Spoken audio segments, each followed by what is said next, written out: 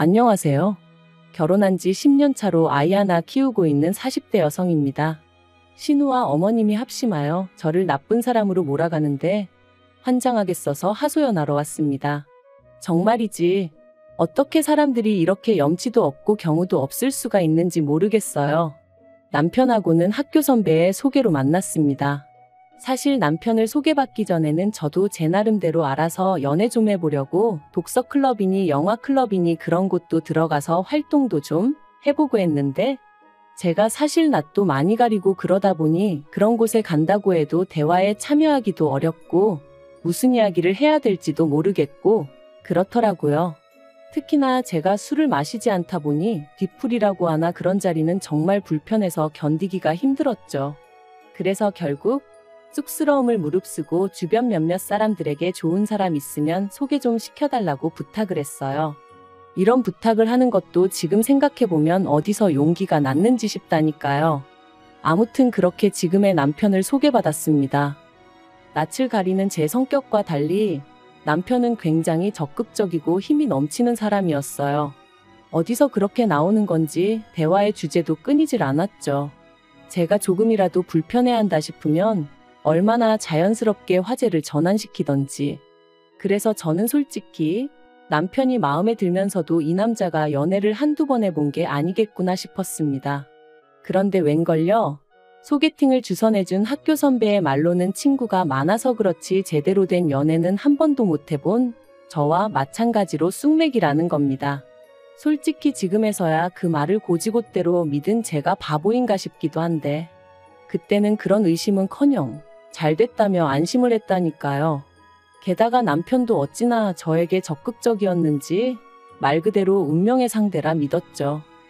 사귄 지 반년이 좀 지나갔을 때 남편이 결혼 이야기를 꺼냈고 저는 조금 이르다는 생각은 있었지만 적극적인 남편의 태도가 싫지만은 않았어요. 결혼이란 게 누구 한 사람이 밀고 나가지 않으면 진행이 안 되더라는 언젠가 그런 이야기를 들은 적이 있었기에 오히려 다행이다 싶기도 했죠. 하지만 결혼 이야기가 어느 정도 진행이 되어가던 어느 날 남편이 저에게 사실은 자기가 저에게 말하지 않은 게 하나 있다며 운을 떼었습니다. 순간 여자 문제인가? 어디 숨겨둔 애라도 있는 건가? 그 짧은 시간에 별의별 생각이 머릿속을 스치며 심장이 쿵 떨어지는 느낌이 돼요. 그런데 다행이라고 해야 할지 제가 생각했던 그런 일은 아니었고 한다는 말이 결혼할 때 시부모님한테 따로 지원은 못 받을 것 같다 뭐 그런 이야기더라고요. 그래서 괜찮다고 했습니다. 솔직히 연애하는 동안 남편이 그렇게 잘 사는 집 아들이라고는 생각한 적도 없었거든요. 그런데 일이 진행이 되면 될수록 제 예상보다 훨씬 더 시댁 사정이 빠듯했어요. 알고 보니 아버님께선 오랫동안 병원 생활을 하시다 돌아가셨는데 그 과정에서 병원비로 적지 않은 빚을 지셨던 거죠. 그리고 그 병원 생활의 이유는 결혼하고 나서야 알게 되었는데 아버님이 음주로 중앙선을 침범하여 교통사고를 일으키셨던 거라 하니 이미 돌아가신 분이라고 해도 실망감이 이만저만 큰 것이 아니었습니다. 아무튼 시댁으로부터는 이런 한 푼 지원을 받지 못하는 상황이 기정사실화되자 친정부모님께선 저에게 이 결혼을 꼭 해야겠냐며 속상한 기색을 감추지 못하셨어요. 사실 저희 친정이라고 해서 얼마나 잘 사는 것은 아니었지만 그래도 시댁 정도로 빠듯한 형편은 아니었거든요. 하지만 그 당시엔 시쳇말로 제가 눈에 뵈는 게 없기도 했고 그 와중에 패기는 넘쳐서 없으면 없는 대로 시작하면 된다 생각했죠. 그래서 친정부모님께 걱정 마시라 큰 소리만 쳐놓고는 그렇게 결국 시집을 갔어요. 남편과 제가 모아둔 돈 싹싹 긁어모으고 보다 못한 친정부모님이 5천만 원 보태주셔서 그 돈으로 직장에서 멀지 않은 곳에 작은 오피스텔을 구했습니다. 말이 좋아 방 2개지 하나는 칸막이만 쳐놓았을 뿐 거실이나 다름없는 13평의 작은 공간이었지만요. 그리고 이후로는 솔직히 알뜰살뜰하게 열심히 살면 좋은 날이 올 거라고 생각했는데 말이죠. 저희 부부가 결혼한 지 3년째 되던 해였습니다. 당시 저희 부부는 어느덧 한 아이의 부모가 되어 있었고 전세로 살던 오피스텔을 떠나 아파트에서 생활을 하고 있었어요. 먹고 사는 게 넉넉지는 않았지만 그래도 남한테 손 벌리고 아쉬운 소리 할 정도는 아닌 정도로 그렇게 살고 있었죠. 그런데 하루는 신우가 결혼할 사람을 소개하고 싶다며 연락을 해왔습니다. 그리고 이 연락은 무척이나 뜻밖이었는데, 왜냐하면 저희 부부는 신우와 그다지 왕래가 없었거든요. 사실 왕래는 고사하고 가벼운 안부 연락조차 주고받은 적도 없었네요. 어디서부터 어떻게 이야기해야 하나 싶은데 결혼하고 얼마 지나지 않았을 때였습니다. 저희 어머님은 늘 남의 집 이야기하기를 좋아하셨고, 그날도 어머님 친구분 중 얼마 전 자식을 결혼시키신 분이 계셨는데 그 집 며느리 이야기를 신나게 늘어놓으셨죠. 식장에서 보니까 뚱뚱한 게 굴러가도 되겠더라는 둥, 맨날 아들 자랑을 그렇게 해대더니 눈이 단축구멍만 하더라는 둥.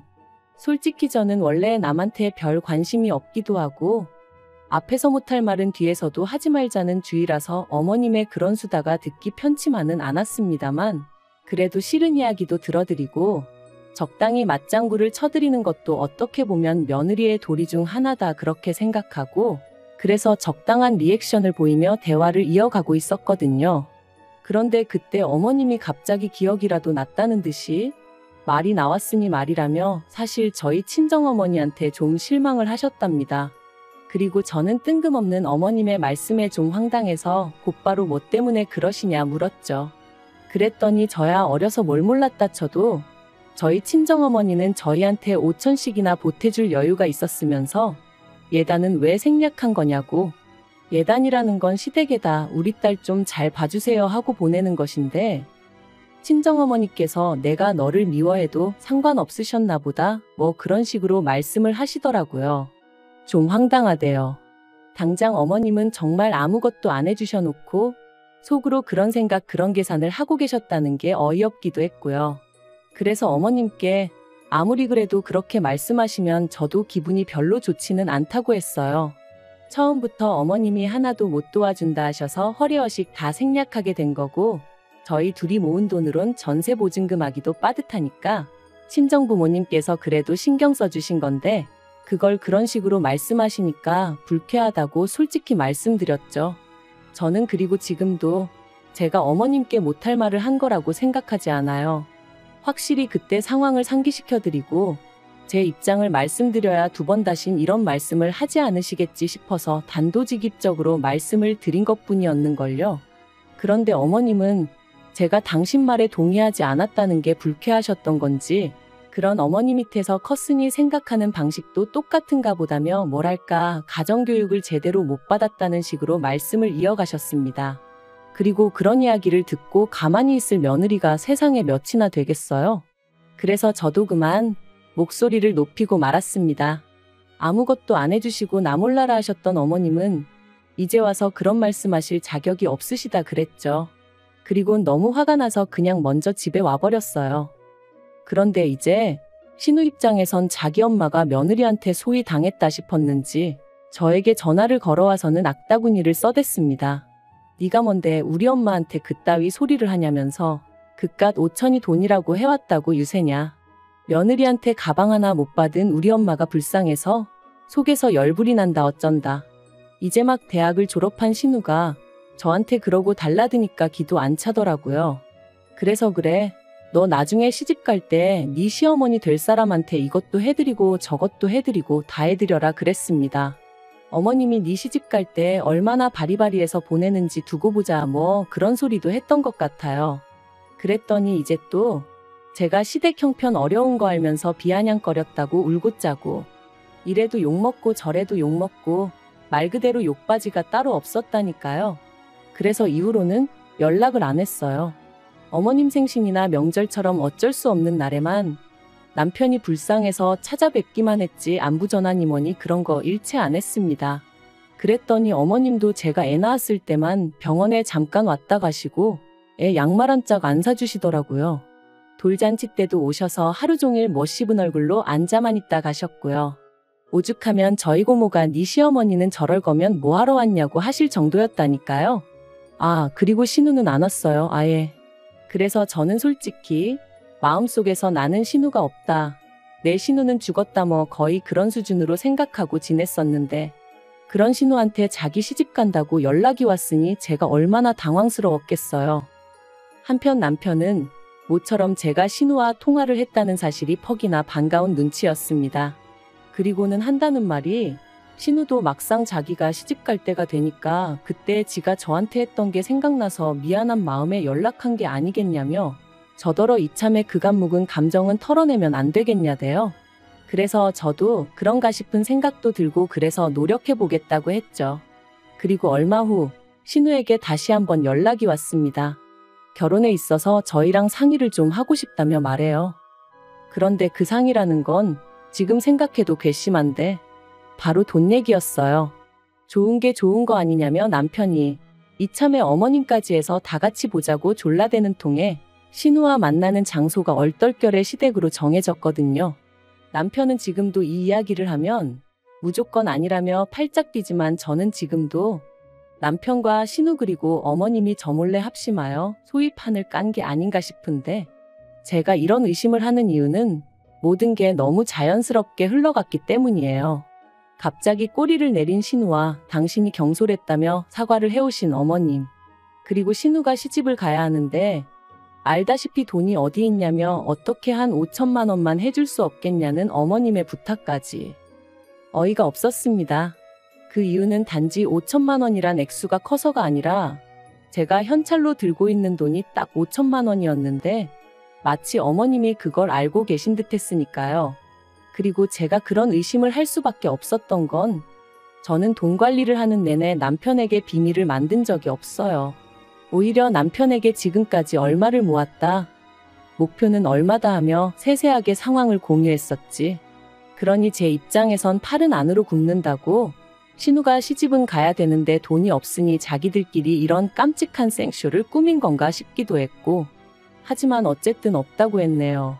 5천만 원이 무슨 땅 파면 나오는 것도 아니고 그런 큰 돈이 어딨겠냐고 딱 잡아댔죠.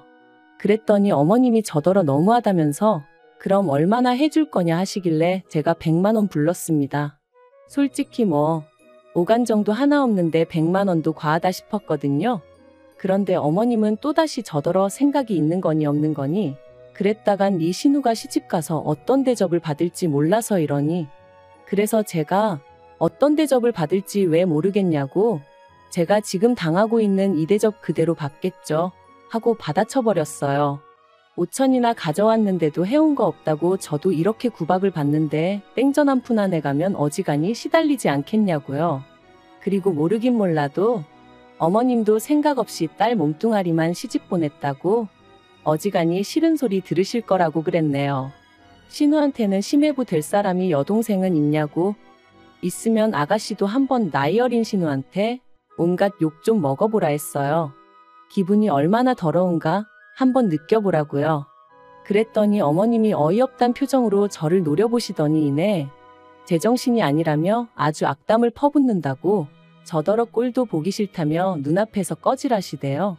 그래서 네 하고 나왔습니다. 그랬더니 남편이 불이 나게 쫓아나와서는 이게 무슨 일이냐며 풀기로 하고 와놓고 이러면 어쩌냐는 거예요. 그래서 제가 지금 나가지고 장난하는 거냐고 당신이 내 남편이 맞냐 소리를 질렀습니다.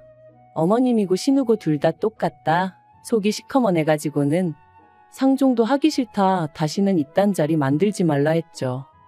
그리고 뭐 어쨌든 신우는 결혼은 했어요. 신우가 빈털터리인 걸 알고는 심해부 쪽에서 결혼 못 시킨다 했는데 혼전 임신을 하는 바람에 결국 허락한 모양이더라고요.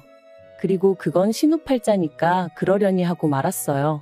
제가 신우랑 사이가 안 좋긴 했어도 신우 결혼이 엎어지면 좋겠다던가 막말로 어떻게 돼버렸으면 하고 아기를 품고 있고 그랬던 건 아니거든요.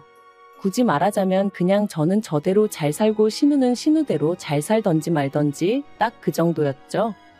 그런데 그렇게 신우가 시집간 지 1년 좀 지나서부터 그렇게 자기 친정, 그러니까 제 시댁에 드나들기 시작하더라고요. 그리고 그 이유가 심해부의 손찌검 때문이라는 걸 알게 되기까지는 오랜 시간이 걸리지 않았습니다. 하루는 남편이 시쳇말로 술에 떡이 돼서 들어와서는 누굴 죽이네 어쩌네 막말을 퍼붓는 거예요. 그래서 제가 놀라서 무슨 일이냐고 물으니까 신우 이름을 부르면서 어린애처럼 우는데 술 깨고 나서 한다는 말이 그 집에서 그렇게 괄시를 당하고 산다더랍니다. 나갈 거면 애까지 데리고 나가라 어째라. 해온 것도 없으면서 말이 많다. 사실 저랑 신우를 비교하고 싶진 않지만 저는 그래도 친정에서 어쨌든 도와주신 것도 있고 저 또한 저대로 돈벌이를 하고 있었으니 어머님한테 무시당할 이유도 없고 무시하신다고 한들 떳떳했거든요. 그러니까 그러고 대들기도 했던 거고요. 하지만 신우의 경우는 달랐습니다. 일단 어머님부터가 저한테나 목에 핏대 세우셨던 거지 당신 사위한테는 쩔쩔매셨고 신우 스스로도 어디 가서 돈 100만 원이라도 제 힘으로 벌어볼 생각을 하지 않는 눈치였으니 솔직히 자업자득이란 생각만 들더라고요. 그런데 그런 와중에 결국 신우가 이혼까지 하게 되면서 시조카까지 데리고 아예 시댁으로 들어왔어요. 듣자 하니 위자료는 한 푼도 못 받았다대요. 그리고 그래서 그런가? 그때부터는 어머님이 저희에게 금전적 지원을 대놓고 요구하셨습니다. 물론 전에도 계속해서 조금씩 보내드리고는 있었지만 이제는 아예 이달엔 얼마 보내달라 뭐 해달라. 말 그대로 노골적이었죠. 그리고 저는 어머님도 신우 때문도 아니라 시조카가 안쓰러워 2년 넘게 계속해서 돈을 보냈어요. 그런데 사람이 호의가 계속되면 호구로 본다더니 저희 어머님이랑 신우가 딱 그렇더라니까요. 내년에 드디어 저희가 아파트를 사서 이사를 갑니다. 대출이 좀 껴있긴 하지만 아이 학교 문제도 있고 그래서 좀 좋은 동네로 이사를 가게 되었어요. 남편도 드디어 우리 집이 생겼다며 저한테 고맙다 어떻다 난리도 아니었죠. 그런데 이 소식을 들은 어머님께서 정말 말도 안 되는 이야기를 하셨습니다. 신우랑 시조카를 저희 집에서 지내게 해주라고요. 당연히 안 된다고 했어요. 처음엔 생각해보고 말고 할 문제도 아니라 화도 안 났죠. 그래서 에이 안 돼요. 하고는 웃었는데 어머님께선 왜 안 되냐며 사람을 집요하게 붙들고 늘어지셨습니다. 그러니까 저도 점점 짜증이 나는 거예요. 그래서 매일같이 죽상을 하고 있는 신우 비위를 어떻게 맞추고 살라는 말씀이시냐고 따졌어요. 그랬더니 어머님도 안 그렇단 말씀은 못 하시더라고요. 아닌 게 아니라 당장 어머님부터가 매일같이 시달리고 계셨으니까요. 그러다 기껏 하신다는 말씀이 그럼 시조카라도 데려가랍니다. 어이가 없어서 애가 엄마가 없는 것도 아닌데 제가 왜 데려가냐고 그랬어요. 그리고 키우지도 못할 것 같았으면 차라리 위자료를 받아오지. 제가 시조카를 데려오라고 한 것도 아닌데 왜 애를 데려와서는 피 한 방울 안 섞인 저한테 맡기려고 하시느냐. 싫다고 절대 못 맡는다 했죠. 그랬더니 급기야 며칠 전 연락도 없이 어머님과 신우가 저희 집에 찾아와서는 악다구니를 쓰고 갔네요. 요지는 이랬습니다. 애시당초 신우가 결혼할 때 제가 쥐고 있던 5천만 원 그 돈만 빌려줬어도 신우 결혼 생활이 이렇게 막장으로 치닫진 않았을 거라고요. 게다가 제가 악담까지 퍼부었던 게 그게 문제였다면서 신우가 이혼하게 된 건 순전히 제 책임이라고. 그러니까 저도 어느 정도 보상을 해줘야 한다면서 자기들은 다른 건 바라지 않고 시조카 하나만 맡아달라는 건데 그것도 못 해준다 하면 자기들도 방법이 없다면서 고소라도 하겠다는데 어이가 없고 웃겨서 그러라고 했어요. 지 자식 남한테 맡기면서 안 맡아준다고 고소를 한다니 너무 웃긴다고 한번 해보라고 했죠. 이참에 나도 신문에도 나보고 방송도 타보자고요. 그랬더니 어머님이랑 신우가 두고 보라길래 두고 보겠다 했습니다. 그러자 남편이 옆에서 한숨을 쉬더니 어머님하고 신우더러 머리가 어떻게 된 거 아니냐며 차라리 울며불며 부탁을 하면 모르겠다고. 그럼 나라도 나서서 편이라도 들어주지. 이건 뭐 한심해서 미치겠다 그러더니 그냥 두 사람 다 집에 가라고. 헛소리 할 거면 찾아오지 말란 식으로 얘기하더라니까요. 정말이지 그나마 남편은 제정신이라 다행이다 싶었지. 거기서 그 두 사람 싸고 돌았으면 진짜 이판사판으로 다 엎어버렸을 거예요. 이후로 어머님하고 신우는 저한테 미친 듯이 전화도 걸어대고 문자로 욕도 해대고 그러길래 차단해버렸고요. 다행히 새로 이사가는 집 주소는 안 알려줬거든요. 남편한테도 그쪽에 알려줬다간 가만 안 둘 거라고 얘기해놨으니 제정신이면 안 하겠죠. 솔직히 지난 세월을 생각해보면 제가 100점짜리 며느리는 아니었을지 몰라도 어머님한테 이렇게 시달릴 이유는 없는 것 같아요. 그런데 이젠 또 그런 생각도 듭니다. 이러나 저러나 욕먹는 거 80점짜리면 어떻고 30점짜리면 어떤가요? 그냥 저 하나 속 편한 대로 사는 게 장땡 아니겠어요? 어머님이나 신우에 대한 사람 대 사람으로서의 어떤 인정이랄까 그런 것도 이제 남아있지 않습니다. 제발 소식 전하지 말고 알아서들 살았으면 좋겠네요.